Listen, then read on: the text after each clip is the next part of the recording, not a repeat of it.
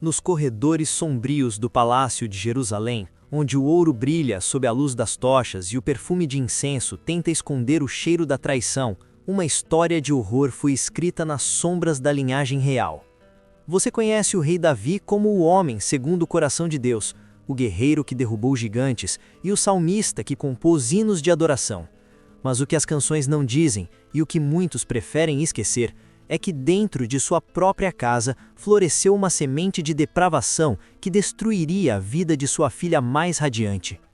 Esta não é uma história de milagres ou vitórias em campos de batalha, é o relato visceral de Tamar, a princesa de Israel cuja voz foi sufocada pelo poder, pelo desejo doentio e pela negligência de um pai que falhou em protegê-la. Prepare-se, pois o que você vai ouvir agora mudará para sempre a forma como você enxerga a dinastia de Davi. Tamar era a personificação da pureza e da beleza real. Filha de Davi com Maaca, ela carregava a elegância de uma princesa e a promessa de um futuro brilhante, mas sua beleza, que deveria ser sua proteção, tornou-se sua maldição. Nos cantos escuros do palácio, olhos cobiçosos a vigiavam. Não eram os olhos de um inimigo estrangeiro, mas de seu próprio meio-irmão, Aminon. O herdeiro do trono estava consumido por uma obsessão que ultrapassava os limites da sanidade e da lei divina. Ele não a amava, ele a desejava como um objeto, uma posse a ser conquistada. A tensão no ar era quase palpável, um presságio de que algo terrível estava prestes a acontecer sob o teto do rei. Aminon definhava. Ele fingia estar doente, definhando em sua cama, não por uma enfermidade do corpo, mas pela podridão da alma. Foi então que surgiu a figura sinistra de Jonadab, um primo astuto e perverso que serviu como o arquiteto da tragédia. "Por que você, sendo filho do rei, está tão abatido?" ele perguntou. O plano foi traçado com a precisão de uma lâmina, uma armadilha baseada na bondade e na inocência de Tamar. Davi, o pai que deveria discernir o mal, foi o instrumento involuntário da queda de sua filha. Ao pedir que Tamar fosse preparar comida para o irmão supostamente doente, Davi selou o destino da princesa.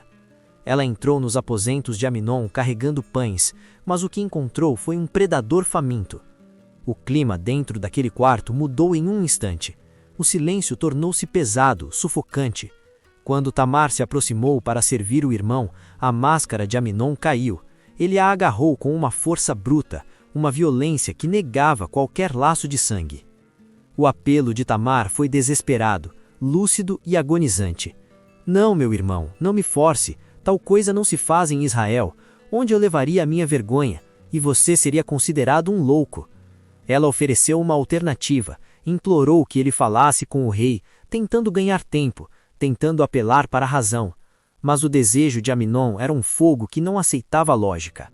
Em um ato de covardia suprema, ele a violou, estraçalhando não apenas seu corpo, mas sua alma e sua honra. O que aconteceu seguinte foi talvez ainda mais cruel. O falso amor de Aminon transformou-se instantaneamente em um ódio visceral. A Bíblia relata que o ódio que ele sentiu por ela após o ato foi maior do que o amor que ele dizia sentir antes. Ele a expulsou como se ela fosse o lixo daquela casa, ordenando que seus servos trancassem a porta atrás dela. Tamar, a princesa que momentos antes vestia a túnica ornamentada das filhas virgens do rei, agora estava em farrapos. Ela rasgou sua veste, colocou cinza sobre a cabeça e saiu pelas ruas de Jerusalém gritando. Seu grito era a única coisa que lhe restava, uma denúncia pública de um crime que o palácio tentaria abafar. A resposta de sua família foi o golpe final de silenciamento. Seu irmão Absalão a encontrou e, percebendo o horror, disse as palavras que ecoariam como uma sentença de prisão. "Fique calada, minha irmã. Ele é seu irmão. Não tome isso tão a peito." O silêncio foi imposto a Tamar. Ela foi levada para a casa de Absalão, onde viveu desolada, uma sombra da mulher que um dia fora. E Davi, o grande rei, ao saber do ocorrido, ficou furioso, mas sua fúria foi estéril. Ele não puniu Aminon, ele não fez justiça por Tamar. O favoritismo pelo primogênito ou o peso de seus próprios pecados passados o paralisaram. A justiça de Deus foi deixada de lado por conveniência política e pelo afeto mal direcionado de um pai que falhou em protegê-la. 2 anos se passaram. 2 anos de um silêncio carregado, onde o ódio de Absalão crescia como uma tempestade no horizonte. Tamar continuava escondida, uma voz silenciada pela vergonha que não era sua, mas de seu agressor. A ausência de justiça por parte de Davi criou um vazio que seria preenchido por sangue. Durante uma festa de tosquia de ovelhas, Absalão finalmente executou sua vingança.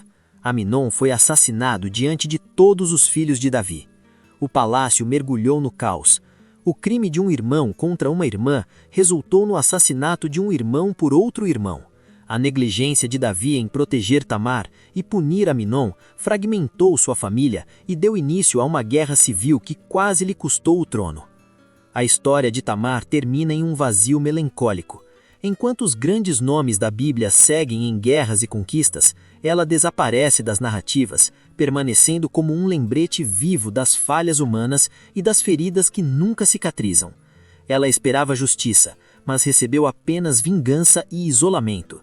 Seu nome, que significa palmeira, simbolizava algo reto e frutífero, mas sua vida foi curvada pelo peso da maldade alheia. Tamar é a voz de todos aqueles que foram sacrificados no altar do poder e da reputação familiar. Ela nos lembra que mesmo nas linhagens sagradas existem segredos terríveis que gritam por reparação diante do Criador. A pergunta que fica para nós, séculos depois, é quantas vozes ainda são silenciadas hoje para proteger o status de homens poderosos. O reino de Davi foi abalado não apenas por inimigos externos, mas pela podridão interna, que começou com o desprezo pela dignidade de uma mulher. A justiça esperada por Tamar não veio das mãos dos homens, mas sua história permanece registrada na Escritura, para que nunca nos esqueçamos que Deus vê o que acontece no segredo dos quartos e ouve o clamor dos aflitos. O silêncio de Tamar ainda grita. Se você chegou até aqui, é porque entende que as histórias da Bíblia são muito mais profundas e sombrias do que as versões infantis nos contam. A trajetória de Tamar é um alerta sobre a importância da justiça e as consequências devastadoras do silêncio cúmplice. O que você acha da reação de Davi diante do crime de Amnon? Ele foi um pai fraco ou apenas um homem amarrado pelo seu próprio passado? Deixe sua opinião nos comentários, pois queremos saber como essa história tocou você. Não se esqueça de curtir este vídeo se ele trouxe uma nova perspectiva para seus estudos bíblicos e se inscreva no canal para não perder os próximos relatos dos capítulos mais obscuros e reveladores das Escrituras. Compartilhe este vídeo com alguém que precisa entender o peso das consequências de ausência de justiça.